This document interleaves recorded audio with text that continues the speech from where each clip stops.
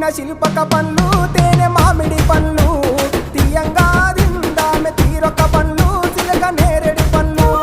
కాబోళ్ళు ఇచ్చిన మక్క కంకులు అవి పాల కంకులు కాల్చుకొని తిందాము కందికాయలు పచ్చి పల్లికాయలు గుజారి గుజారి మామిళ్ళ కిందో నల్ల మామిళ్ళ కింద కుసుమరోళ్ళేసిన కుందన బొమ్మ అది కుందన బొమ్మ